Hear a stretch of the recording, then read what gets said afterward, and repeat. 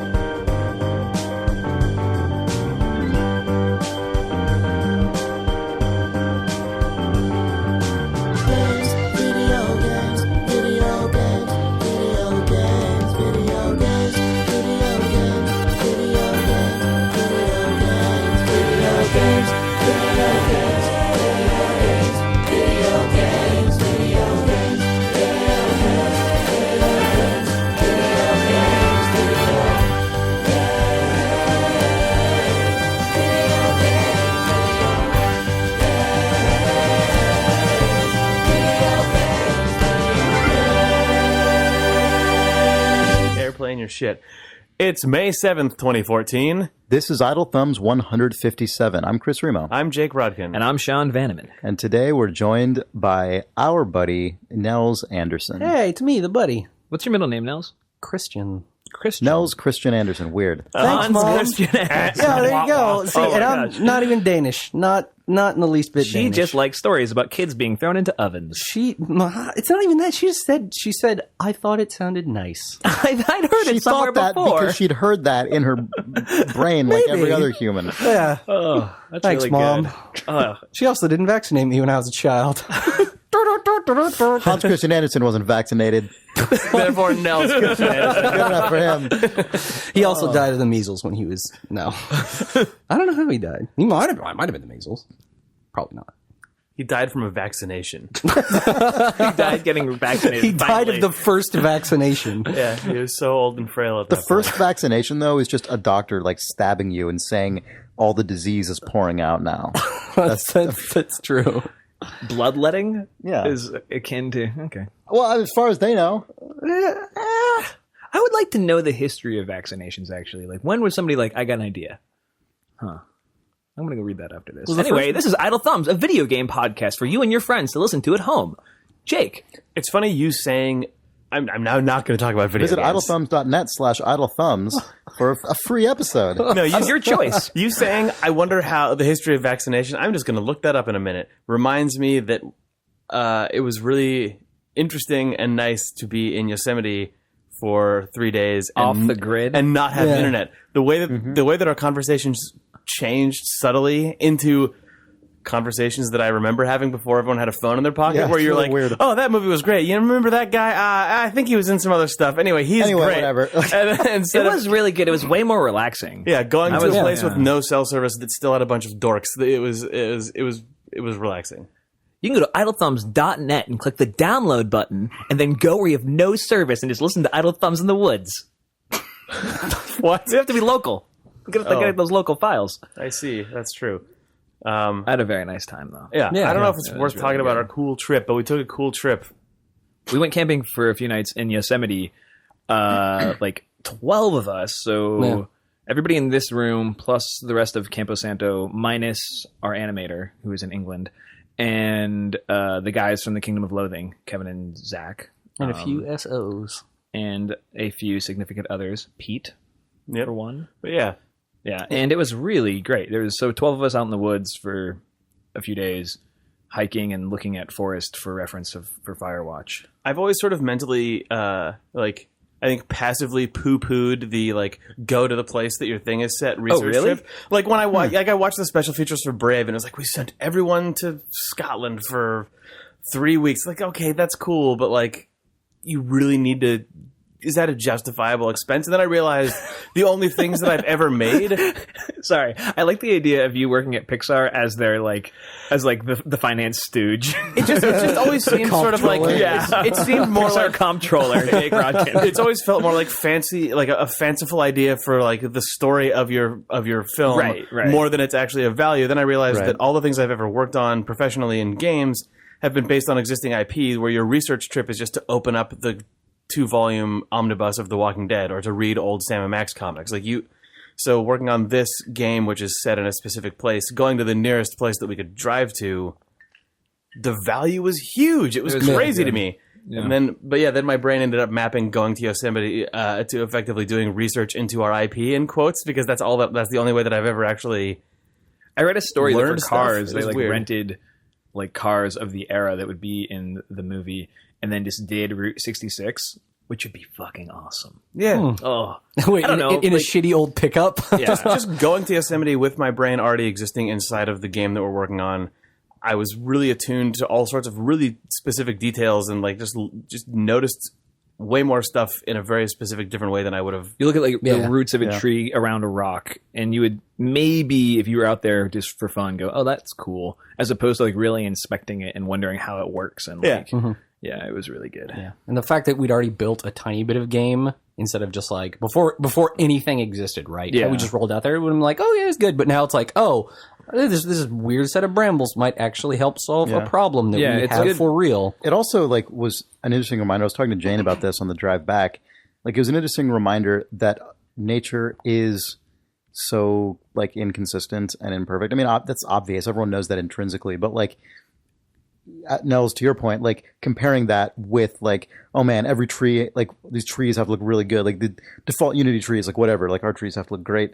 Thinking about stuff like that, then going out and being man, a lot of these trees look really shitty. The total effect is amazing and magnificent, but man, there's just kind of burned shit everywhere. Some of these trees are really sparse. I wish you would have said all that out loud while hiking through Majesty. These trees are kind of shitty. Burned beat ass trees. Well, we were all commenting on how much shitty burn one. shit there was constantly. Yeah. It was everywhere. Yeah. There was big wildfires in California. Yeah, I'm sure you guys wildfires, know this, but I didn't realize that. Yeah, there was a giant freaking fire up there. What, last summer? Yeah. Mm-hmm. It's actually a nice reference in the case of a Yeah, video game that's it was supposed really to take place a good. year after a fire. But sure. It's weird that being in Yosemite and seeing that, just being able to hone in on the sort of inconsistency and frequent sort of just aesthetic shittiness of nature compared to sort of your idealized version of it. Highly composed. And then version. and then the first thing that actually jumped me to when I was walking around is the opposite of nature is cities, and how cities are represented in fiction, and how in real life there's a huge aggregate, or not aggregate, in aggregate it's a city looks like a city and looks like a beautiful place full of history and interesting stuff. But if you design that incorrectly, you miss the fact that you have a brownstone building next to a shitty 70s spackle or a spackled donut shop next to a Victorian high rise, and there's so much stuff inside of anything that is large and varied over time that it's really easy to art direct your way out of it feeling real by art directing the really shitty stuff out. Right, for sure. Yeah, the trap people often fall into, I think, is art directing things as though the thing they're depicting was itself art directed all at once. Yeah. Which is never the case. It's not true in nature. It's not true in human constructed settlements. Depends on which way you go on that one, right, Chris? Well, Which side of that debate you land on? sure. It's a contested issue. It's a contested fact. I assume Teach most the people debate. are not modeling what the world looked like at the moment it was either created or first instantiated by some kind of physical event. Huh. FirewatchGame.com. Godless. It was I'm including that as a possibility. I'm just saying most people aren't making games at the moment that happened, if that's what you believe happened. there's a couple of them out there. Yeah. I guess they aren't modeling that. Yeah. Weird. I agree with you. I'm just giving you a hard time. Whenever I think of weird, hyper message driven Christian video games, I always imagine that they were built in the build engine. What? Like Duke Nukem? Yeah, that's the era that I think of. Is you got a little bit of 3D, then you've just got some sprites of weird angels and demonic things judging you. Well, because that's the stuff that Good. in Doom and stuff. I mean, I don't know what I'm talking about. those games. So many weird '90s PC games were actually about demons and stuff. Right. Not religion. I know. Well, Doom is a Christian game. Well, true. But that feels like that's also the era where you'd found a software company whose goal was to use that technology Right. to then subvert it and have your own weird positive Yeah, message. Anyway. for sure. I don't know where I'm going with that. Speaking of game engines, I was going to What? change the subject, but I was kind of excited to talk about Yosemite some more. But we'll come back to it. Unreal 4, I guess, like, put their entire roadmap up on Trello today, which is kind of cool. Really? Yeah. Oh, really? So Trello is, I didn't know about this. Trello, but I do know what Trello is because we use it. Trello is like project management, web-based software that allows you to create what are essentially like Post-it note boards full of tasks and then organize them and stuff. It's like really loosely useful. like Scrum inspired, I guess. Yeah. So what do they do? What did Unreal do? They took their development roadmap for the engine over the next like 18 months and put it up on Trello, and are just like with time estimates and like when things are going to be done and like as they're moving stuff around. Yeah. Is that like, Mostly the VR stuff was the thing that was highlighted, sort of getting also like broad Morpheus? Yeah, broad VR support, including Morpheus. is Unreal 4 publicly available yet? I think, didn't Ollie say Yeah. he like got a subscription to it? Oh yeah, he got the like $19. Yeah. Yeah. It's cool. It seems like it's so funny. So Steve Gaynor and I went on the PC Gamer podcast, and Steve was like, I don't know what the hell Unreal's is going to go ahead and say fuck it and like take on Unity. And like 24 hours later, all that stuff came out of Unreal 4 being subscription based. Yeah, I think it's super et cetera, smart. et cetera. I think it's really smart, and it's differentiated in a way where they're definitely going after indies more concretely. I think like such a cheap level, like price to entry, plus them saying you're going to give us 5% of your gross, is definitely taking a broad bet on independent development. Yeah. Sure. Yeah. Well, on a few. Well, it's taking a bet that a few of those will be really big Exactly. That's what I mean. successes. Like, Yeah. But yeah, I thought that was kind of interesting. Yeah. I love that. I went to Unreal is open it doing and then I this had stuff. anxiety and I didn't click on it. Oh, okay. I went to go look at the Trello board and I was like, if I look at this Trello board, I'm instantly going to have like distant anxiety about our Trello board. So I'm not going to look at a Trello board. Yeah. I'm just going to look at what I have to do today. Getting a video game engine is now an incredibly easy proposition It's to consider. fucking weird. I know, yeah. And it's so Super different weird. than it was like 7 months ago. Like, What do you mean? I mean, I remember in like October, Oh, when we were sitting deciding in what we were Dear gonna do. Mom, like having a goddamn like crisis with Jake A about what. crisis? I know. Anyway, about what technology we were going to use, and now it seems like even that conversation would be like very different today. Which is, I don't think we would make any choices differently, but it's funny how much that stuff is. There would be more to talk about for sure. Like how rapidly that stuff is changing. Yeah. Yeah, just the range of tech that you can pick up Yeah. for day one, very little money, is huge now. It's crazy. Yeah. Yeah, and that real stuff has actually shipped on all of it too. I mean, I don't know anyone who's made a tiny game with Unreal 4. Like, it'd be interesting to see how well that scales I don't know down. about tiny, but people have definitely made smaller games on it. Like there's that game, The Ball and stuff. That's not like that's true. a tiny. Yeah. That's not a tiny game, but like That's a it's definitely not what people think downloadable of sized, as yeah. a traditional Unreal license, which is like a Yeah, big yeah. AAA. Yeah, that's bonanza. true. Yeah, video games. You make them. Was Antichamber Unreal or was that something else? Yeah, that was all Yeah, Unreal. okay. I thought Yeah, so. I guess that's probably kind of the poster child. Because that was a super small team. That was basically that one. That was guy. Alexander Bruce. Yeah. And someone to help with the sound. Right. Yeah, that's true.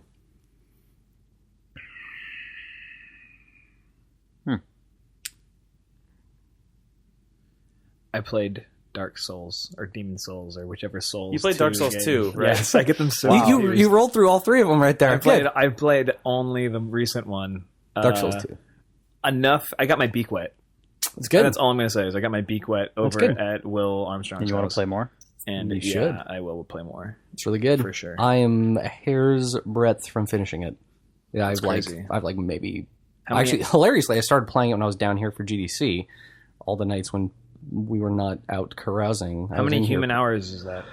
Oh, I think I just passed 60 something. Wow. Yeah, I think I'd played all of Dark Souls, including the DLC, and that was like 75 or 77 or something like that. So I think Dark Souls 2 is close to equitable. Yeah, it's oh god, that game is so good. I guess Chris, you played Demon Chris Souls? I played a lot of Demons. I didn't actually Yeah. beat it, but I did play I would say a couple dozen hours of Demon Souls. Yeah. So, but none of y'all played Dark Souls, right?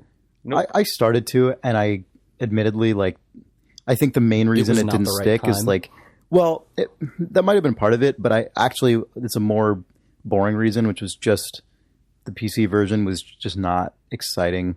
Like it just wasn't good. Like there were, I know people released some mods and stuff. If you and snag I the kind fan patches, that's way better. Yeah, for some reason I just never got excited enough about wanting to load that application on my computer. You know what I mean? Like I did. I mean, I played it a few times, but it was never like at this point I appreciate so much when people actually just like give a shit and make software usable. That, I don't know. Yeah.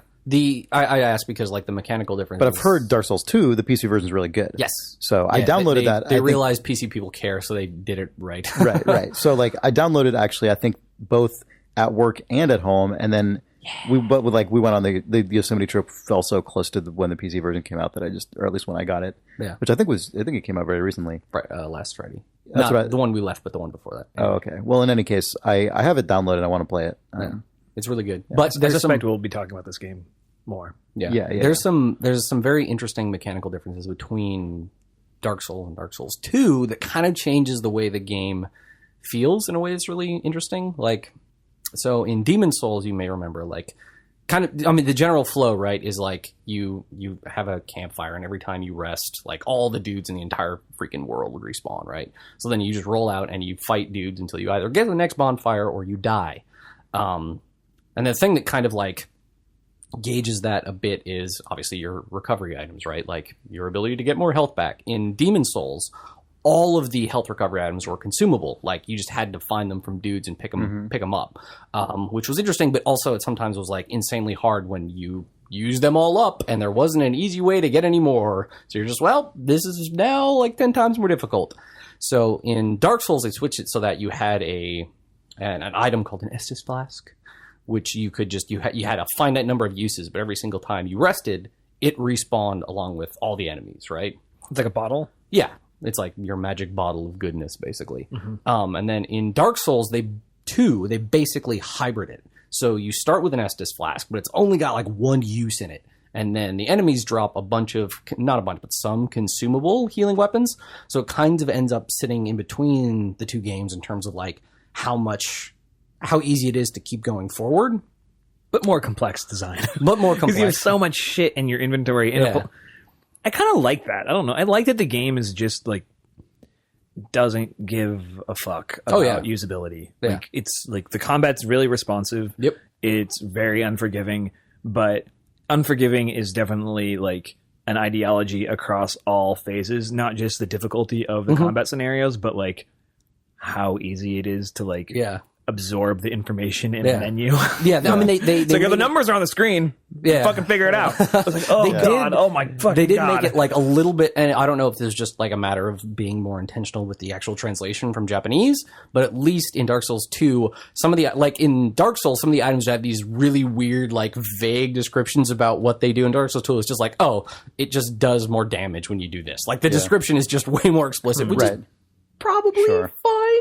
And like also just to follow up on something I said earlier, like when I was talking about really appreciating and like just well-designed usable software, there's definitely a strong distinction there for me between like the technical parts of like the software application and the creative choices involved in the game, right? Like I subscribe. I understood. It was just buggy. I assumed you knew what I meant. I just wanted to clarify because one of the things that is said a lot, I think, especially when you work in this industry, probably also like on forums and stuff, I would imagine, like people often talk about good design as though that is like a prescriptive, like kind of obvious set of like pillars that all have to do with just making stuff kind of more easily consumable in the game loop, right? And like that, like just the like, cool, this is just easy for me to do. Good design. Like stuff is just smooth and frictionless. And like, you know, I don't subscribe to that notion in the slightest. Like, but it should be a decision, not this thing is bad because we made a mistake. This thing is, of course, it has to actually. This thing is like, high friction. Speak to what the identity of the game is, and like actually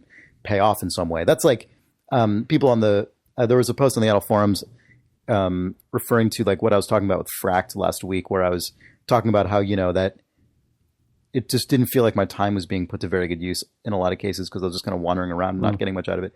And the person brought up games like Far Cry 2 and Miyamoto, which, like people have levied similar complaints about. And, you know, for some reason, for some people, maybe that's just true. But for me, I'm like, well, the difference is in Far Cry 2 and Miyamoto, at any moment during that downtime, some crazy thing could happen. Like something totally bonkers could occur, or like something could go wrong, or something could go hilariously right, or like the downtime is still like potential space. Exactly. Like there's like potential energy, like building tension there. Yeah. Versus nothing's going to happen. Yeah. In fact, I know that the world, like nothing's going to happen until I find the next puzzle. Then I'm just going to solve a puzzle. Right. Which is again, I don't like to just dump on that game too much because it is really creative and like when it hits, it's great. But you know, there is like a distinction there between like. It's not one size. Game design is not one size fits all in that respect. And some people might be perfectly happy with a more chill, exploratory type of thing. Yeah, for sure. Yeah.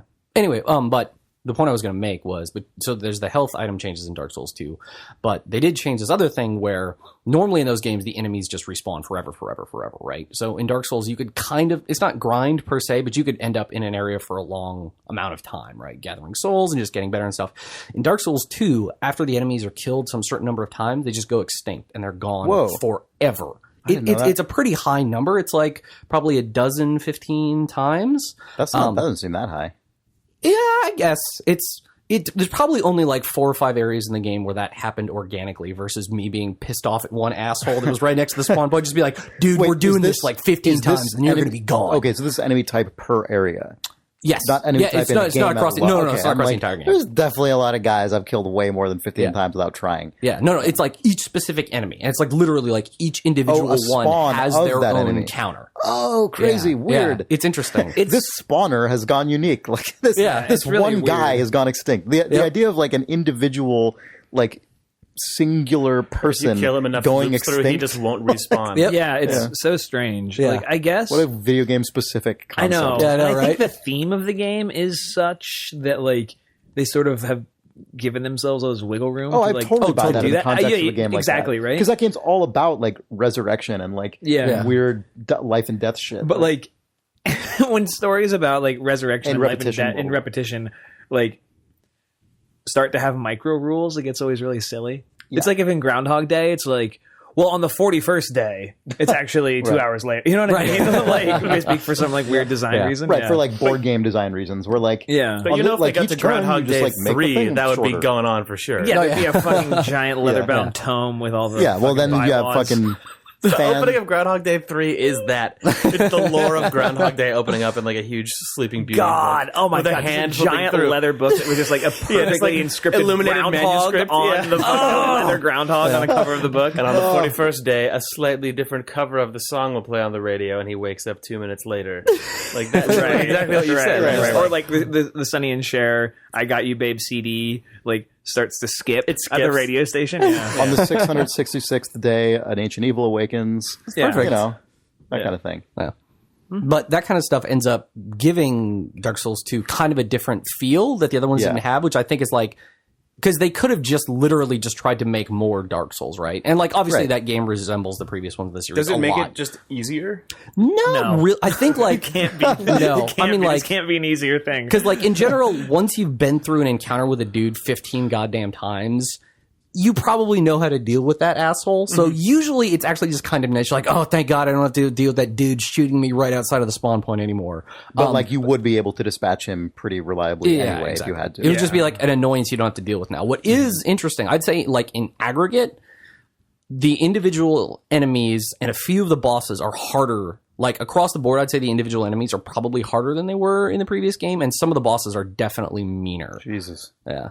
Usually that... And some people have complained about this, but I actually think it's interesting that some of the bosses are like, normally, right, you just have like the one giant terrible beast or some asshole with a sword the size of a Buick or whatever. Yeah. And in Dark Souls 2, there are more bosses where you're fighting like multiple enemies at once, which wasn't a thing that happened much in the previous years. And I think it kind of forces you to engage with the combat systems in a different way, in a way that I like. Like you kind of have to be more... it's not just you mono a mono and you only have to care about what one other enemy is doing. Now you kind of have to care about your positioning relative to the dude you're trying to kill, but also that sounds terrifying. The other guys around. Like, the targeting, like the Z targeting mechanic in the game is fucking bad. So it's just like, who am I looking at? Who am I looking at? Like you get a feel for it, I feel obviously. that way, honestly, about pretty much every Z targeting system in any game. it's so rare for me to actually like. I'm not saying on softer I'm not games saying like a other Wind Waker people, or something like I that. know I some can kind people of just deal with it. are just used to it, so I'm not like issuing a judgment about the quality of such systems. I just know for me, like for whatever reason, my like instincts almost never mesh with that like super well. Yeah. A buddy I of like them conceptually a lot. Yeah, the other guy I used to work with at Clay, the dude who basically built all the levels on Ninja that I didn't build, he played Dark Souls, but he didn't realize there was a targeting system for like the first 10 hours of play. So he's like, I don't get why you guys like this game so much. Like, the combat's really shitty and I'm always getting stabbed in the back. And we're like... It took like probably about an entire hour-long lunch conversation for us to figure out he just didn't know there was a targeting system. The alternative version of that is that he just becomes the most terrifying lord who's ever. Well, so that was the thing. So when he finally figured out, he's like, "Oh, this game isn't actually that bad at all." We're just like, "Oh my god!" Yeah, that game is good. You should play more. I want to hear what you. Another thing I like about that game is your guy is ugly. Oh yeah, they're pretty ugly. I remember that's true. I like of all that your those main games. guy is just like an ugly dead dude. Yeah, just a crypt man. Yeah. So another like Do they minor. still have the insanely weirdly detailed character customization? Oh yes, oh yes, it is nuts. But one of the other mechanical changes in the very first one in Demon Souls, whenever you died, like you were either human or hollow, right? And whenever you died, it was just your health bar was straight up cut in half. And in Dark Souls, they didn't have that system. They kind of brought it back in Dark Souls 2, except every time you die, it just takes off a little chunk of your health, and you'll eventually go all the way down to half. Except that also reflects on your character's appearance. So normally you're human, you die once, and you're just like a little pallid. I started playing in the middle of a dead guy. So yeah, and then you die more, and you just get like greener and more shriveled until when you're half health, you're just fucking rotting corpse You're just of the Crypt mess. Keeper. It's amazing. Yeah, you just turn into the Crypt Keeper. It's like Can greener. you ever get that back? Yeah, whenever you get those, although they're way rarer in Dark Souls 2 than they are in Dark Souls, but there are items that you slam into yourself and you become fully human again. But it also means assholes can then show up in your game and murder you, which is nice. I watched Chris play some Demon Souls, and the way that the sort of passive multiplayer stuff worked in that, I don't know anything about how multiplayer stuff works in Dark Souls. It's changed between all the games as well. I mean, fundamentally, there's kind of like there's the two basic versions where either so you can put like a special mark on the ground, and again, this all only works whenever you're inviting other people. Okay, I'm not going to get into it. It's complicated, but basically, you can write like a special little mark on the ground. And then and that mark then appears just in everyone else's game or some subset, however the just sort of it networking picks thing. if you see that or not, whatever. Yeah. And then if somebody else rolls across it, they can just step on it, hit a button, and then they'll pull you into their game, and then you guys can work together and help out until you kind of kill the area's boss, and then you get punted back to your own world. So you can obviously do the same thing in reverse, right? You can pull people into your game, and they'll help you out. But also, there are items you can get where instead you can invade other people's worlds. So instead of you trying to help out a pal, you're just trying to murder that guy. And then there's a bunch of other complexities that gets added on top of that, where they're inside the game, there are these covenants that also change between Dark Souls and Dark Souls 2, where you join them, and they're all multiplayer related. So depending on which one you join, you can do different stuff, where there's like, basically everyone has an asshole score. Basically, like the more shit you did that's just mean, the higher your asshole score. Issue. Yeah, exactly. And then there's one covenant where basically all you do is you invade people who have high asshole scores. So you're basically just being like, "You're mean. I'm gonna come and kick you in the butt." So you join a covenant that trolls trolls? Yeah. Okay. Yeah, it's good. And there's a bunch of other stuff in Dark Souls 2 where there's like certain areas that are protected by people, and it's really good. It's really complicated. But it's fucking delicious. So confusing.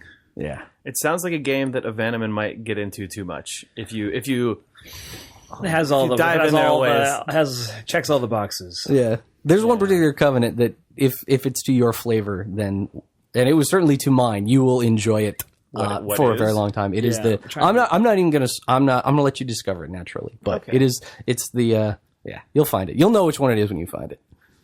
This is dumb to say, and this is probably only because I play Dota, but Dark Souls feels like a game that could probably be a very compelling free-to-play platform with all that complexity. I feel like you could probably Bad person Wow. on this podcast. Wow. I'm just saying you How do we unplug his probably mic? could. With so much of that shit already like seeded into what the game could be, you probably could do that. I'm not saying you should. You know what's really cool about Dark Souls 2? For the Jurassic- It's a game that you buy and has all of it in it. I don't know. I'm not as anti free to play as you guys. Yeah. I guess it's like, the biggest challenge, and this is always a challenge with anyone who tries to make a free-to-play game out of something that shouldn't be free-to-play, is like, if there's a finite start point and end point... I'm not saying you could just flip a switch on Dark Souls, yeah, too. okay. I'm saying that, like, You're there's saying, enough... a hat store could drop There's into so that much pretty easy. complexity there. There's so much complexity there that you could probably, if you were starting from scratch, or starting with everything that a Dark Souls game could be, you could probably make something pretty good. Also because these games have, like, no fucking rules. It seems like if you go to a Dark Souls design meeting and go, like, that's not what a Dark Souls game is, they kick you out. Because they're just like, no, whatever. They're 15 deaths and they are extinct now. Yeah. I just made that up. Which I think is really cool. I like that a lot. Yeah. The other interesting thing about... I'm just going to keep talking about it until you guys tell me to stop. It's fine. But this... Dark Souls 2 was the first one that was directed by someone else. Like, the main guy between the first two games was Hidetaka Miyazaki. And... Totoro. Nope. Different one. Oh, brother. Yes, I'm sure. Sean Vanneman. But so yeah, sister. This was the first one that was directed by somebody else because Miyazaki is off working on supposedly like Totoro 2, Totoro 2, The Adventures of Totoro's Corpse. God, a Totoro skeleton would be the fucking weirdest looking thing. It'd be so fucking Would it creepy. just be mainly a big rib cage? But their heads are big. Someone has got drawn those- this already, and it's been reblogged a million times on Tumblr. We can find a little Totoro cutaway for you. Oh, a Totoro skeleton would bum me out. Yeah. Will bum me out. When I It's a look it bummer. up at the break. But he's off working on supposedly like the current gen PS4, Xbone, whatever fancy like successor to Dark Souls. It was kind of cool seeing a different group of people's take on the game. That stuff is often very interesting. Yeah. Yeah. What, did you find a Totoro skeleton? There's a few Totoro skeletons. What? Totoro skeleton on Google I don't image like search. this one. This one's stupid. Oh, DeviantArt is the home of Totoro skeletons. This one for sure. on DeviantArt. Oh, I don't mind that one so much. This one, I don't like this one because it makes it formula. Radio. Okay, I'm looking at a Totoro skeleton where the apex of the Totoro's like girth is defined by massive hip bones, and I don't like it. Well, that's not how it works. That's pretty weird. Let's see what that one looks like. Oh, this is a superior skeleton. Speaking of radio, speaking in the Let's middle just of a yawn and look at like a Totoro fucking skeleton. asshole. Let's talk about other things on the internet. Oh, this one. Oh, I don't like this one either. These are all You guys shitty. want to take a break? Yeah. Yeah. Bye. Keep talking about Totoro hips. Bringing the fucking hits, man. Bringing all the good stuff. We'd like to thank our sponsor, Sheri's Berries. You can go to berries.com. Chris comes back to life. No, it's not /thumbs. Oh. You gotta click that microphone. You go to berries.com, click the microphone in the top right-hand corner and type in thumbs. Absolutely You right. get a custom version of the site that shows you what cool deals you get for listening to our podcast. Dear reader, you need to know something. I guarantee you don't know this because you're probably like me. Mother's Day is on Sunday. May 11th. May 11th. So you still have time Oh shit, it's to go to berries.com. See how correct he is? But if you go to berries.com and click on the microphone and use the code thumbs, you can get a deal on sending your mom some delicious, just strawberries the size Oh, Christ. of mangoes. not That are the size dipped in of They're not they're, the sign of mangoes. they're big, small, tiny mangoes. Unripe mangoes. Miniature mangoes. Large Large They're berries. the size of large, like delicious, a plum. delicious strawberries Yeah. dipped in many varieties of chocolate and covered in things like nuts and other chocolate chips. It's good. They sent us some when we ate them. Yeah. Yep. And the nice thing about the site is you can go there and you can see the earliest date it will be delivered. So you can order with confidence knowing that it'll get there in time for Mother's Day. Or you can be like me and be like, Mom, happy Mother's Day. There's something coming in the mail tomorrow. Because that's what I do. What if it was a half dozen strawberries shipped for $19.99 or double it to a dozen for $10 more? Exactly right. Yeah. berries.com. Click that microphone. type in thumbs, and Eat get 'em. sweet deals on sweet berries. By saying eat 'em, I'm implying that you will order them for yourself, which is Goodbye. also recommended. EATM is actually an acronym for making your mom happy. Excite and Tantalize? tantalize a mom. Eat 'em. Eat 'em. Every mom. Eat AM. Good. You're listening to Eat AM. That's unfortunately what I thought too. Also sponsoring the podcast this week is Loot Crate. You can go to lootcrate.com/thumbs for 10% off your first Loot Crate. And Loot Crate is a delivery service. We'll send you a box of secret goods. They could be sort of like dork apparel, Yeah, it's like collectibles, geek culture stuff. things like this.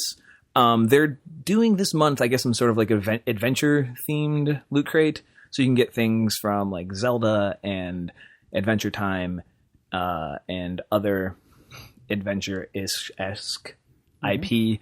And I think there's like some sort of like adventure shirt that's getting packed in this month. But if you go to lootcrate.com before like I think the 9th or the 19th. It's the 19th. 19th of every month, you can get in on that month's deal. But once they're gone, they're gone.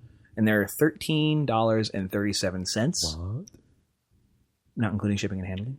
What? But you can get 10% off that by going to lootcrate.com/thumbs. You can make it say some sort of hacker speak that is not the word elite if you use the Idle Thumbs discount code. Yeah. Oh, is that what that is? Yes.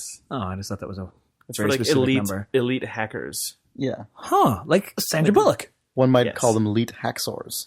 One would call them that. Yeah. All right, lootcrate.com/thumbs.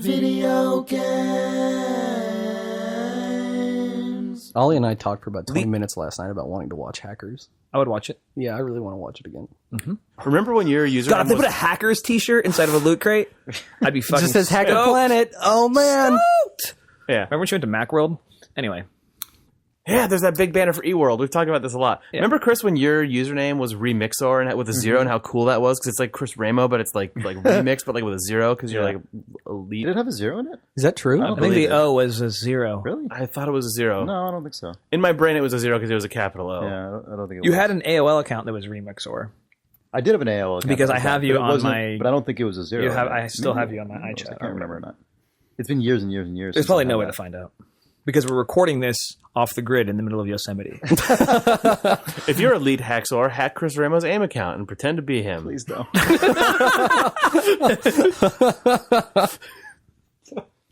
Please just don't do that. Go hack Nick Reagan's Live Journal account instead. He's not even here to defend himself.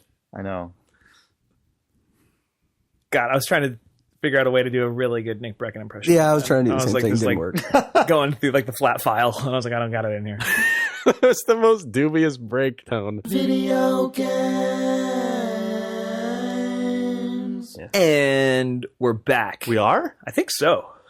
Whoa. Are we actually back? We have a box of Reader Mail. Yeah, I was about to say, there's this box on the Yeah, floor. well, I mean, We got that, probably not the only reader mail we want to do. but definitely the most concrete. We got I like how this a reader number mail of was people literal called us mail. out for oh, the Unfinished Swan thing. oh, it's not just a game about shooting ink. No, that's like the only. That's like one the level. first Then quarter. The entire rest of the game is like other stuff. Yeah. I played a ton of that game. You maybe played I it remember before, what I- like Yeah, you might have played an IGF build or something, but they Yeah. because that's what I played as well. Oh, okay. Yeah, there's they basically made 4 another game on top worlds, of it. and then the first one. But the guy who made it was like, "Hey guys, thanks for mentioning it, but but you're shit like, bags. anyway, here's a code for PS3." Shit, so you can bags. correct your Dallas? No, ignorance. it's Ben Esposito.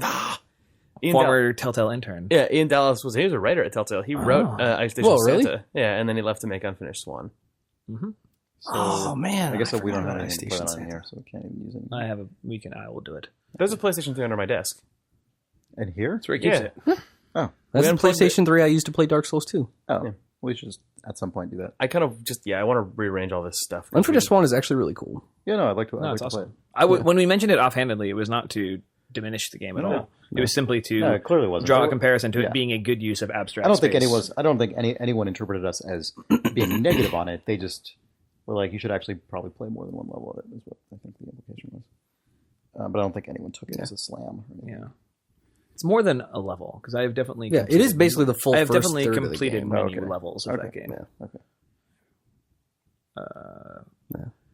Oh man, I have some interesting robot news. It was just sent to me on Twitter. Are we back enough to talk about it? We're not on the podcast right now. No. Oh, revelation! I thought we were on the podcast. I mean, we could be. Do you want all that on the podcast? I don't need to know. I guess I'll just assume that my entire life is on the podcast now. Safe bet. No, don't. Then you'll burn everything all the time. That's true. I'll become a cast arsonist. Looks that. Johnny Carsonist, they call me. They don't call you that. No one calls you that. Come on. You just looked at me like you were a disappointed dad. I was. Video game. Me drinking whole milk is going to make my already bad diction even better. It's just going to be soupy mouth. This week on Soupy Mouth, Nels is here. What? That was not even weird. That's a little weird. Nels, you don't even know what weird is anymore. That's true. Video game. Hey, I heard we're back. We are back. Oh. I hear robots. Mm-hmm. We are back, so it sounds like we are robotic. Yeah. So robot news. I was sent an article that posed some interesting ethical quandaries about robotic cars. And that... Like self-driving cars? Self-driving cars, or like Transformers? Right. Not... about Bumblebee. You were sent an article about the really questionable racist robots in Transformers 2. Yeah, like jive-talking robots. Okay. No, what's this actually about? The article, it was an op-ed. It was sort of an inquiry, just sort of like a thought experiment about crash optimization algorithms. So imagine a robotic car is like cruising down the 405 and a wreck is going to happen. Like a car comes barreling into its lane and the car has no guaranteed escape route for safety and can't brake in time, but could either hit like the tiny Acura that's barreling into its lane or the safe Volvo SUV to its left.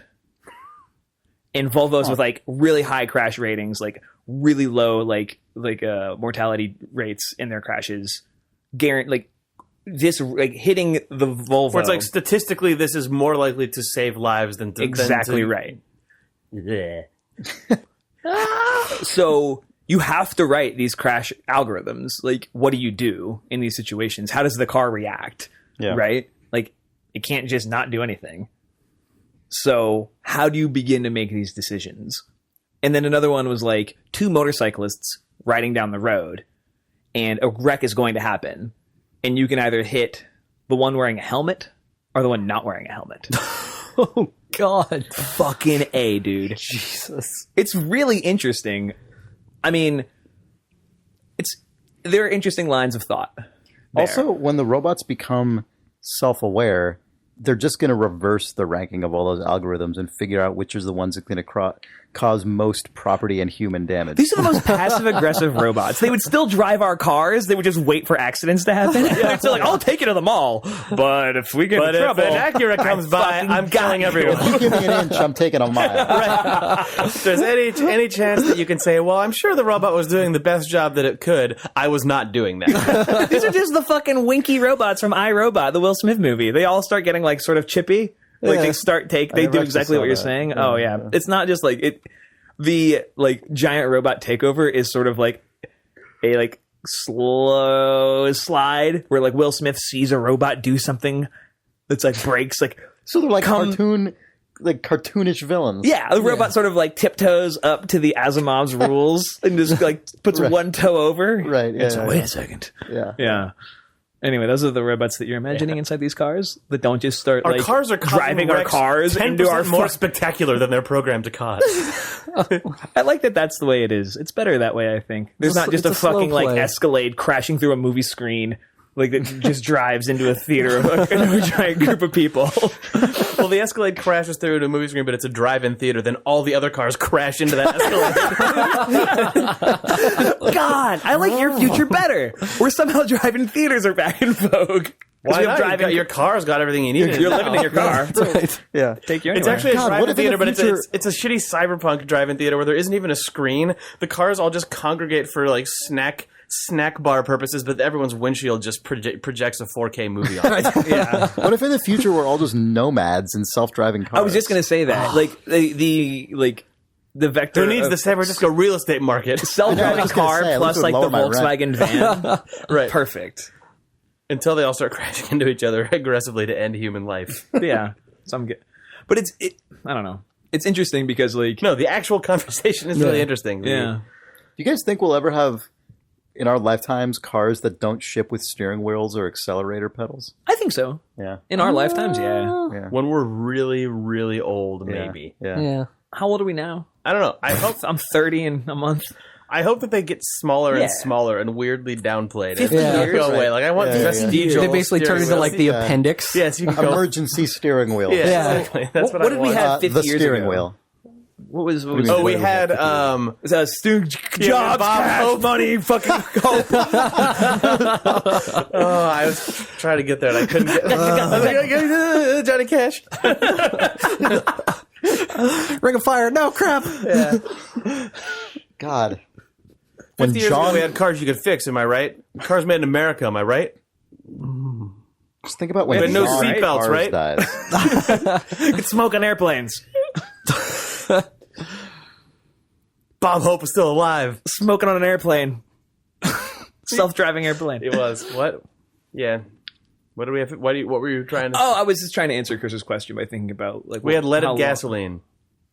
That was 1970 ish, Eh. 60 whatever. I don't think leaded gasoline was fully gone until like early 90s, maybe? Yeah, it I was. think so. Why can't I subtract 50 from 2014? What's wrong with me? I think I'm having a stroke. You can do it. I'll just let you 1964. You did it. From 2014? Is that right? Oh, yeah. Yeah. Yeah, that's true. Yeah. Wow, we're all terrible. Weren't even on the moon. We don't know how to do math. Yeah, we weren't even fucking on the moon 50 years ago. Yeah. And now we're kind of on the moon. Now we gave up.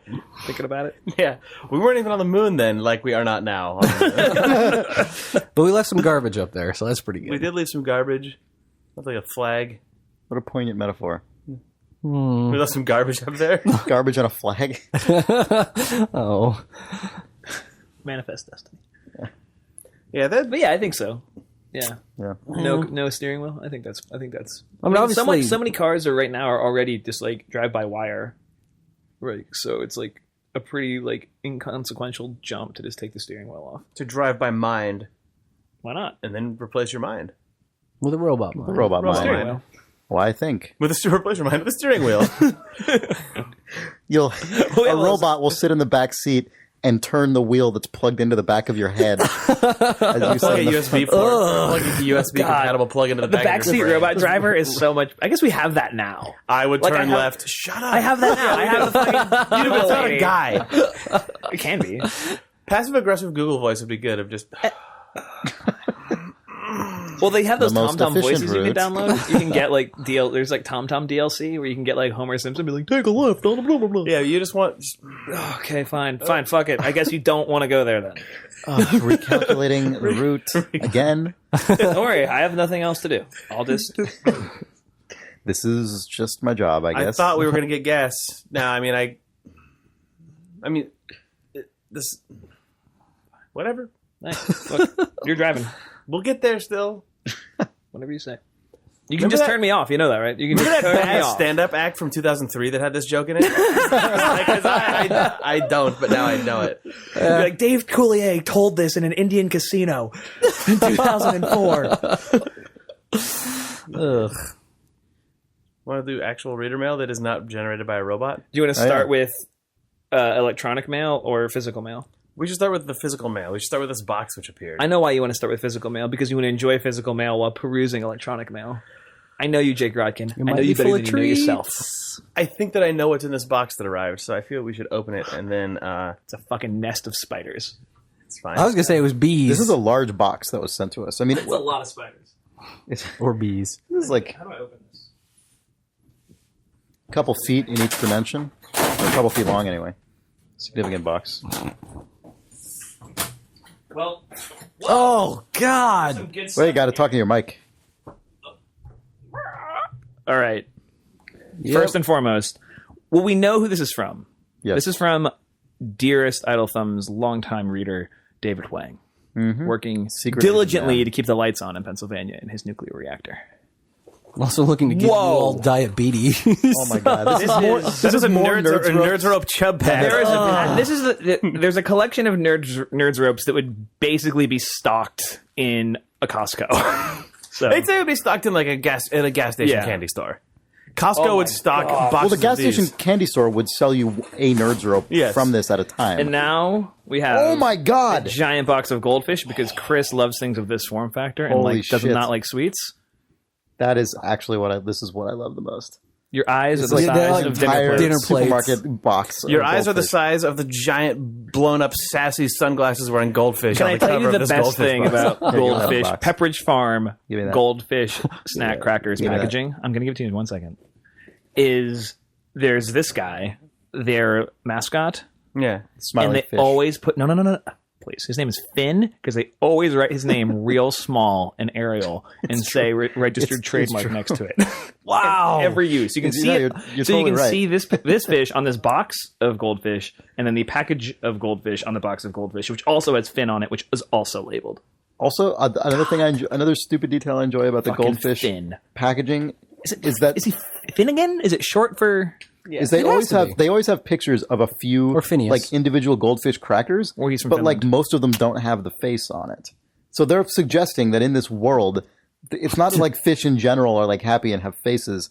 Like some of them are just fish, but some of them are like Finding Nemos. I think no. What I think is that the Nemo fish lives in a world where goldfish brand snack crackers also exist. and are the size of him. Yes. Maybe he's really You small. want to live in this world? Like, okay, I'm holding a pillow that's like the size of a throw pillow Yeah. that you would see on a regular couch. Yeah. If that was a goldfish cracker, I don't know if I'd be into that. you would not cover I it like in that- some what if sort you- of like. what if I it like came that with you its can own like toss a bag? few goldfish into your mouth at once. You wouldn't just want one right in your face. Well, you take these things are like hollow and light. Everybody's had goldfish crackers. I'm not saying that to like inform you. I'm thought you were saying these are the things. properties that I'm discussing now. Oh, okay. So like to bite into like a 3-foot goldfish cracker, I feel like it would just all kind of it would be a disaster. Like it would be a crumbly disaster. I bet it'd be a feat of engineering to make one Yeah. because you'd have to get the inside crisp the way Yeah. the outside is. Yeah. Should be challenging, I think. Yeah. But David Wayne could figure it out. He's a smart guy. Probably. Start noodling on that in your downtime. These goldfish baked snack crackers are great for home, vending, and business. All of my favorite ways to enjoy them. Vending, I hope, is chief among them. Yep. All right, And what then else is in there? lastly, a box of Big Hunk. I don't even know what Big Hunk is. I don't know either. Annabelle's Big least it's Hunk. not I Big- feel like Big Hunk has been rebranded. It is a chewy, honey-sweetened nougat with whole roasted peanuts. And then I almost kept reading to say dolce chicoloso con cacahuetes, rostidados, endulzado con miel. Actually, doesn't God, sound bad. cacahuetes is the best word. It's Spanish for peanut. Peanuts. I'm not going to disagree with that. And then for Nick, there is Looks to be some sort of Air Plus Storo pack. What would you call this? Packing call air? it protective air balloon packaging. This is really important, by the way. We don't want these big hunks getting dented. Anyway, this is delightful. Yeah, thanks, David. Thanks, David. It's worth pointing out that though we have not played many nice. games this week because we were in Yosemite, basically every game is coming out right now. Because do you mean? Transistor That is is true. coming out. May 20th. Sports, the month of May is the month Fucking of video Sports games. Friends came out yesterday. Yes, Oh, Sports we Friends are out. monsters. Hack and Slash is in early access from Double Fine. Super Time Force is from Capcom is coming out this Oh, month. Super Time Force is so good. Coming out this month, though. It's not out. It's not out yeah. yeah. What's the date on Super? Also, God, for it's people who are into that, and I've basically been convinced by readers that I need to just play through all of it. Actually, Kentucky Route which? Zero Oh, is Kentucky out. Route Zero. Yeah, that came out yesterday, too. Yeah, is out. Mario Kart 8 Yeah. Ain't it great? Watch_dogs. That's not out yet. No, it's not this month though. Man, Yeah. Watch Dogs. Has there been early buzz about that? Because I thought that game was supposed to be about. There was tons of like I mean, like recently. E3 buzz Yeah. and stuff like that. Yeah. I thought it was The supposed to be trailers for that kind of game- like sedate, and then there was a spider Yeah. tank, and I'm like, oh. Yes, yeah, and It like got a little Metal Geary in its that, yeah. and also just like hardcore guy like has a gun. Like it just isn't what I thought they were selling that game as originally. But I guess So you've played a lot of Super Time Force. I haven't played like tons and tons, but I have played it a few times. It's good. It's really good. I think it's really good. Yeah. It's single player, but it's Single player co-op. but it uses the sort of rewind and play against or play in Play with co-op your- with your own with ghost your ghosts. times Yeah. a lot But of like, guys. yeah, but instead of it's just a bunch of ghosts of the same character, it's like you keep adding on new characters with different weapons and abilities and stuff. Oh, okay. Including a dolphin named Dolphin Lundgren. True. And that was the point where I was sold. It's really fun though. Like 10 it's copies. it's a good. It's God, I forget what we were. What is our game we were talking about that had like a hardcore kind of arcade feel? Contra? Oh, it's when we were talking about Luftrausers actually. Like but see, this the reason I brought it up is We're probably because talking about Lufthansa and Nuclear Throne. Nuclear Throne probably. Yeah, like in the context of feeling like kind of classic games in the vein of something like Contra, but being unmistakably modern in their actual execution, like not actually being just like full on retro throwbacks. Right. And that's how I feel about Super Time Force. Like it draws from things like Metal Slug and Contra in just like the intensity and kind of a lot of the surface level elements, but it has this crazy like time. Yeah, when you rewind see thing footage that is of Super Time Force and you don't know what it is, it looks like 4-player like a co-op Metal Slug. right? Yeah, Yeah. But then you realize that it's actually one person layering playthroughs Looping over back the top and- of itself. over and again. looping. Yeah, Yeah, yeah. it's And I think that's a really cool. I don't know, just general design space. That game's fun. Yeah. I'll definitely get the whole. Cappy is whole so game when it weird comes out. because the fact that and Below are both basically the two games they're making right now, and you can tell how they came kind of from the same place, but they're also really different. And I Yeah, think for that's sure. I think it's awesome. Cappy games have spanned a really broad, Like, insanely thematic broad, and yeah. like It's visual cool. and gameplay range. Because like those guys started with. Bad old cell phone games. Okay, well, yeah. Post like that Critter though, Crunch? they made Critter Critter Crunch. Crunch, And they made the which I actually they liked made a the lot. Might and Magic Yeah, Clash of Heroes. Clash of Heroes, yeah. Yeah, which I also liked. Yeah. I mean, it feels like the through thread of all those games is just like artistically incredibly well rendered. Like whether it's through just Yeah, like but very different style. yeah, but it's always like the height of like the pinnacle of execution on like from a visual design from standpoint. visual design and Yeah. animation. Also, I've heard their new game Below is really cool, and I know basically nothing about it because every time for the It's been longest playable time at some recent events. I but know, right? That's when I started hearing about it again because for a long time their marketing stuff was like very vague, which makes sense. Kind of 'cause it had was like a just teaser sorcery stuff. feel to it, and you didn't know if it was just sort It of looked like like a combination of sorcery and like really, really, really zoomed out Zelda. yeah. I mean, structurally, I get the impression it's very roguelike. Okay. Yeah, but- which that kind of thing is up my alley. Yeah. Um, You don't say. yeah, no, but I started hearing stuff about it now that it's been playable. Yeah, PAX East, that's where PAX it's East, playable. right? Yeah. And it does seem like just like the little thing. I haven't like gone and I don't really like read previews anymore, I guess. But like just picking up people talking about it on Twitter and hearing things, it sounds like a game that it like has a lot of kind of depth and player kind of focus on it. Yeah, Which, I was talking to Chris Pirotowski, That guy's great. Pirotowski, Cappy's creative director at a thing in Toronto back in November, and he was putting a lot of very intentional thought into Below, not just like, oh, it's a roguelike, but it's like they want to do some pretty specific things with it, which is really rad. cool. I like the kind of this is not surprising to anyone because so many of the games I like are this, but I really like games that take that general kind of roughest template of kind of what a roguelike is, but then just layer entirely different kind of assumptions onto it. Yeah. Like it's actually always been hard for me to get into sort of actual traditional roguelikes that people who like roguelikes are into. Right, whereas Spelunky and The Binding of Isaac are two of your most played games like this decade. Right. Exactly. And like FTL, for example, Yeah, is and also FTL. up there. Yeah. Yep. Yeah. Yep. I just want to eat all those I nerds know. I want ropes. to start eating these goldfish. It's killing me. But we should All read let's some- do read some mail from let's readers. do some electronic reader mail. Let's see here. I have some queued up. Sean's leaving. He has no time for the readers.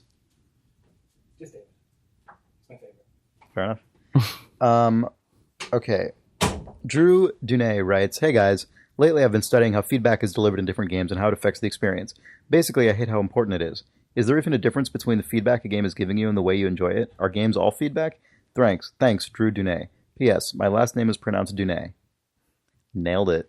You did it. Oh man, Francophone Remo. What if I just changed the PS? Like when I read the PS, I just changed it to the bullshit way that I said his name. You don't know listening to this. That's true. Only Drew Dunay knows.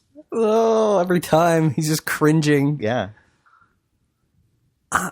I'm trying to figure out what that actually means. Yeah, feedback is a really broad term. Yeah. Because, I mean, by definition, right, like games are interactive things. Right. Ergo, you have to perform some input and receive an output. So, like, at the most general level, I wonder if all games are output. Of course. And I wonder if maybe he's making a distinction between kind of Like, great job, boink, boink, boink. Everything's right, like popping. when you like Yeah. in a first person shooter, if you click the mouse button to fire the gun and you see and hear the bullet fire, like that's feedback. But maybe he means like is he talking about like the donk? Is he talking about like when you hit the guy in Quake 3 and it donks? Yeah, that wouldn't actually exist in the world.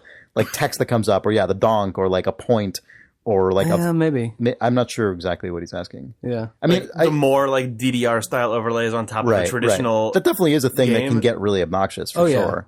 What was that? There was a first person game that came out a couple years ago that was like Bulletstorm? Yeah, Bulletstorm was like right. It was like that to the just max. super arcadey, like everything fed back like exponentially more than it like needed to in quotes. Yeah, you but got that was like a deliberate, combo that was a deliberate streaks, aesthetic. yeah. to, like, That was on yeah. purpose because they were trying to make an arcade game, basically. Right. Yeah. I mean, there were plenty of other. There's also that game, The Club. Oh yeah, That was kind of like that game as well. was weird, but actually really good. Yeah, it was actually And really not enough fun. It was people kind of like played a Tony Hawk game or something, But with shooting like an mans. action game. Yeah, But no murder. Oh, Bulletstorm. yeah. We just mentioned Bulletstorm. Yeah. Sorry. Sean just came back. I had to go to the bathroom. He reconciled with the readers.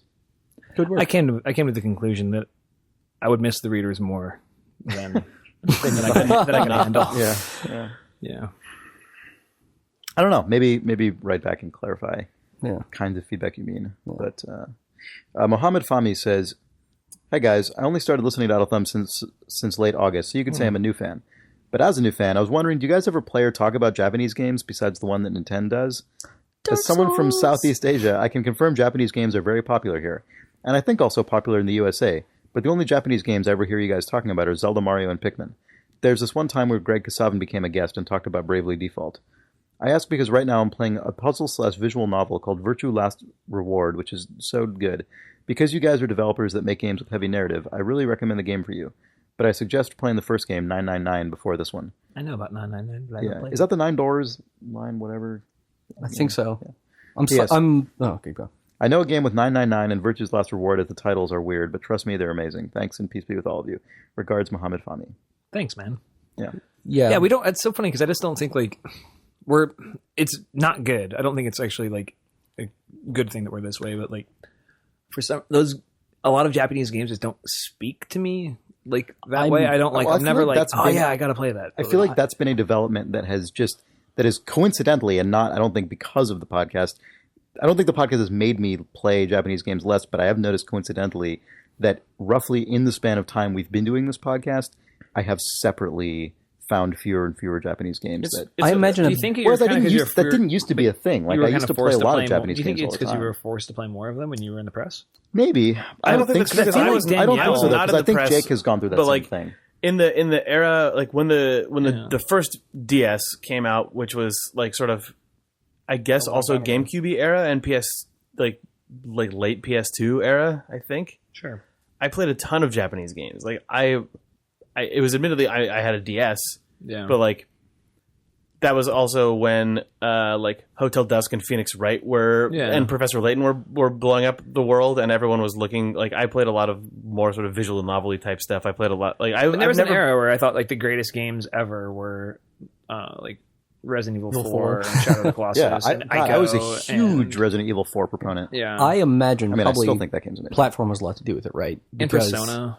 Japanese games tend not to come out on PC, and obviously lots of people here are heavy PC people. That's a good point. It also seems like that probably That's probably works a lot towards of it. And that's getting better too, right? Like that is evidenced by improving, the Dark Souls definitely. conversation. I don't know enough about what's going on in like just the Japanese game development scene at this point, and it feels like I don't like. Is it just there's less stuff that I would find interesting? Is it there's actual? Muhammad says no. Is there actual like cultural stagnation in that space? Well, but like one of the things that oh, sorry, go ahead. Oh, just being at GDC this year, it was interesting to look back to when I was at GDC 10 years ago, specifically even just specifically the GDC Awards. Yeah.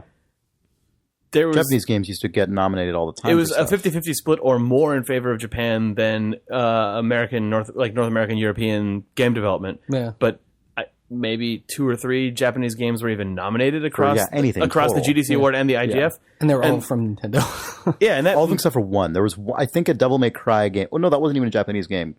Yeah. Yep. Yeah, it made me just wonder, are my interests, which are just not really in what's going on in Japan, aligned with the rest of the game development community? Like, is there a deliberate blind spot going on, like, or is it but the biggest games that get talked about in the press are also less and less frequently Japanese. It's not just the game development community. Yeah. And I part of what it feels like to me, and please, I'm sure this is obviously just very specific to my perspective and is not necessarily, this is not like a researched opinion. The feeling that I get over the last, I would say 5 years or so, has been that a lot of Japanese development has focused, well, not just Japanese development, but I would say a lot of game development in general, outside of like the highest end stuff, highest end meaning biggest budget, not necessarily best, but like a lot of game development has started to become more specific in like the themes that it's dealing with and like the way things are represented. And the result of that for Japanese games to me feels like Japanese games are kind of doubling down in a lot of ways on kind of like anime tropes and like certain Japanese game conventions that are a little more specific. And that was one of the reasons that even though I didn't play tons of Dark Souls 1, I did play it sometimes, and I played tons of Demon Souls. And that to me felt like such an interesting exploration of like some very traditional Japanese kind of game design principles, but also like a complete lack of like sense of being beholden to them. Yeah. Like it felt like such a progressive, interesting exploration of concepts that included some like traditional Japanese game design concepts, but was not like kind of in thrall to them. And a lot of times when I see screenshots from a lot of kind of current Japanese games, it feels like they're doubling down so much on things that are just personally less interesting to me.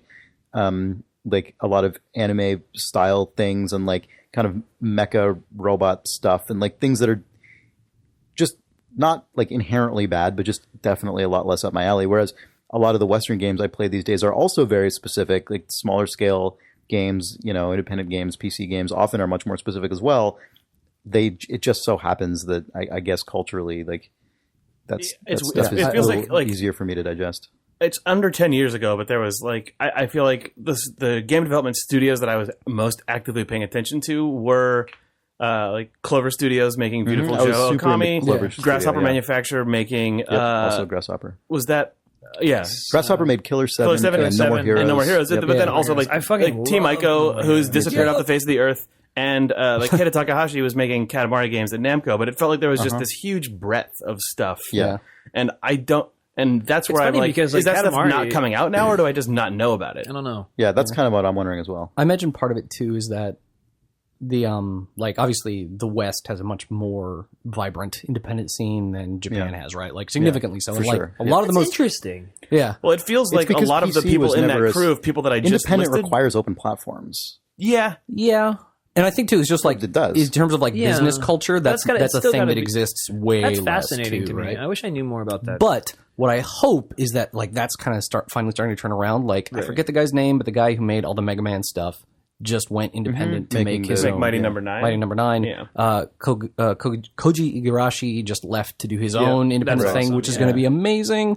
So it's like, it would be rad if like 3 years from now there was a super vibrant like independent Japanese game scene. Like a couple of the really big people with followings and audiences show that they can do it, that a bunch of people who are less known but have also read ideas then try to follow. Exact conversation on this podcast before. I'm sure we have. I feel like it might have been when Nels was on last time. Oh God, really? Oops. Maybe not. Anyway, what were you gonna say? Oh, nothing. Yeah. It was only I'm always interested in what I think it's probably easier, correct me if I'm wrong, to be an indie, set out on your own, take a big risk developer in Canada than it is in America. Oh yeah. Because if you get sick, you're not fucked. You can there also was get just this loans from the crazy government. time setting up the company where I was just like, Jake, don't get sick. It was right after I had gotten a motorcycle accident, so I was like, okay, don't ride my bike until the company's set up. So I always feel like it's easier to not easier, but you can kind of jump out and have a little bit of a slightly safety more net. And I don't know what that's yeah. like in Japan. I guess that's kind of my question. I don't know what healthcare is like. I don't know what cost of living is like. I don't know any of those sorts of things because they all play a role. Have social health care because everywhere does, aside from America. Not everywhere. But Not everywhere. Everywhere in countries, the first world or whatever. Yes. Yeah. Yeah, that stuff's, I don't know. It'll be like I said, it'll be really interesting to see where that stuff goes in 2 or 3 years. Agreed. I do think the platform thing is not.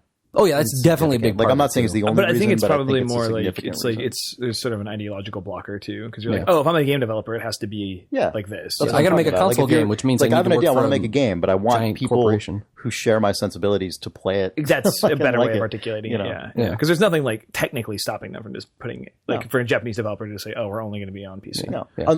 Unless there's a lack of documentation also on the tool sets that they would be. You know what I mean? There may also just be less Japanese language documentation for the tools that indies would use because it is a smaller market probably for indies. Even technology-wise, in general, Japanese development never really used license engines, right? That's true too. It was almost always big in-house stuff, which also makes that I think it wasn't there's one thing. There's tons of little things that just made that gap of jumping to independent even wider in Japan. Mm-hmm. That's interesting.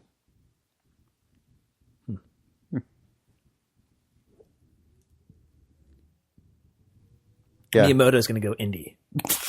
God. He's going to team up with Molyneux. Robert Adams III says, "Oh my God, Miyamoto and Molyneux." Yeah. That game with Molyneux? M&M. Molyneux. Molymoto? Molymoto.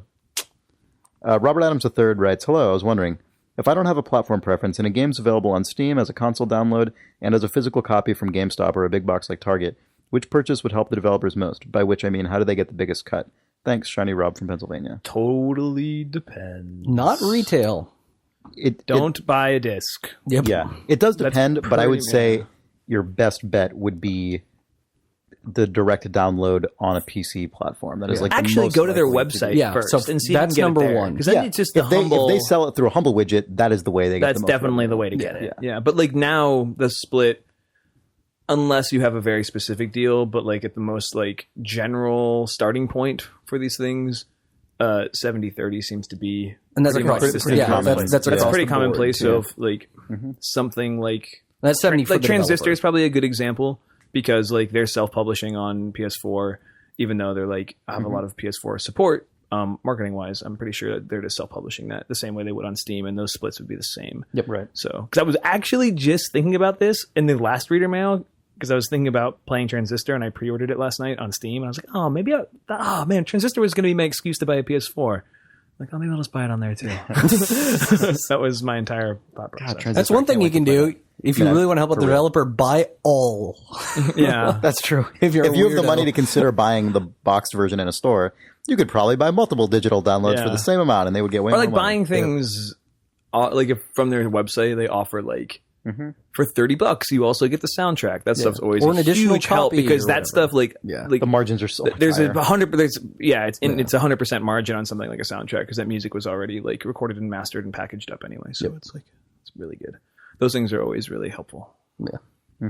Also, if you're really curious for a Also, just start particular sending game- them checks in the mail. No, you could. Most developers Bags of will money. just tell you on Twitter if they care. Also, a lot of developers don't care. I mean, you can choose for yourself. You choose as a customer to maximize it, but also, if it's a developer who who has their own website set up and for whom you can talk to directly on Twitter, there's a good chance that they're only putting games on the platforms they're putting them on because they're okay with you buying the game from them. So, I don't know. That's not That's not the heart of the definitely question, not but yeah. true. That can be true, but I definitely know from personal experience that it's is not always the case. But yeah, cool. Hooray! You guys want to call it? We will call it. Yeah. This was Idle Thumbs episode 157, and I'm Sean Vandeman. Wasn't it 158? No, it was 157. No, it was 157. Okay, good. If you have a question, Nels. write us. I'm just trying to help. questions at idlethumbs.net. Nels is just trying to help.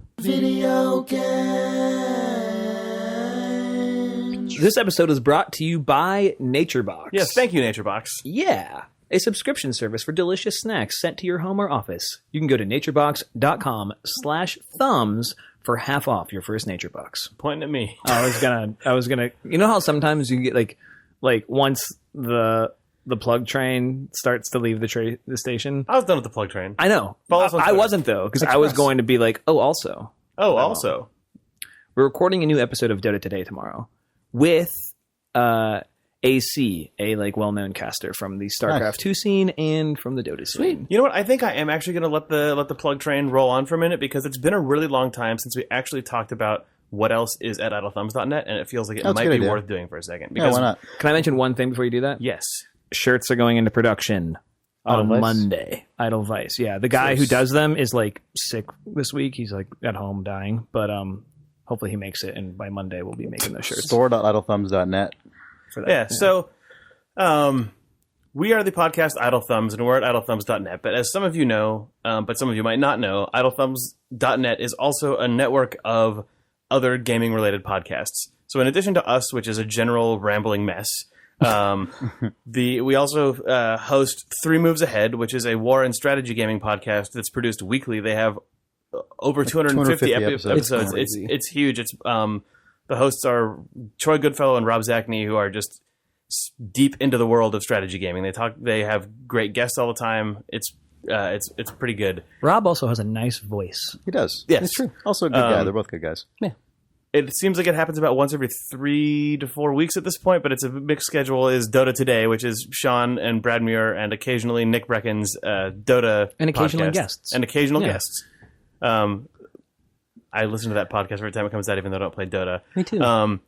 Nels, who's sitting next to me, hosts Terminal 7, which is a podcast about the card game Netrunner, which is, I think, every other week. Yeah, ish. Like every 2-3 weeks. And then just this last week, the final episode of Tone Control, which is Steve Gaynor's interviews with game developers podcast, went up. It was the 14th episode, and he talked to Ken Levine. That series has been outrageous. It's been like my favorite thing that's ever been on really Idle good. Thumbs. Yeah. And that's done more sort of in a block of a season. Think of it more Yeah, like he did 15 episodes over the last, or 14 episodes over the last 7 months. He may be back in the future with a new season of Tone Control, but he said it would probably have a slightly different identity than this one did. But yeah, if you haven't listened to Tone Control and want to listen to pretty long, in-depth interviews with people like Ken Levine, Tim Schafer, Tom Francis, Jake Solomon. Jake Rodkin, and Sean Vanneman, Clint Hawking, creator of Far Cry 2, and a bunch of other people.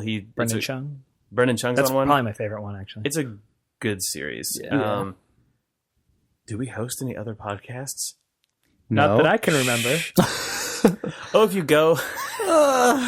And we're happy to announce that because we said for the month of May we'd be reading A Sun Also Rises, this month we'll be bringing back the Idle Book Club with The Sun Also Rises by Ernest Hemingway. You ready to do this shit, Chris? I am ready. You don't look ready. Well, I'm going to have to reread that book because I read it a year ago, last May. But, They drink a lot and they go to a bullfight. That The part I end. remember. Yeah, that's And basically that was all you need to know. Thanks for listening to the Idle Book Club. Yeah. Yeah, play us out, Alex. We're not going to splice Alex Ashby in right there, but we should.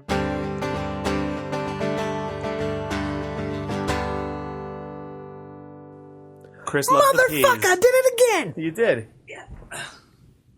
Nailed it. Let us not record out of thumbs for 5 days. And on the 5th day, I will have played a video game. Yeah. You didn't like sitting by me, huh? No, because I like looking at you. Just contact whether I'll take it. Oculus. That's true. Ocular?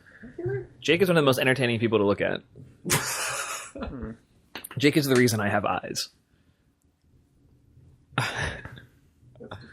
I'm really excited to open that candy. Was this really a box of candy? Who is to say? Say.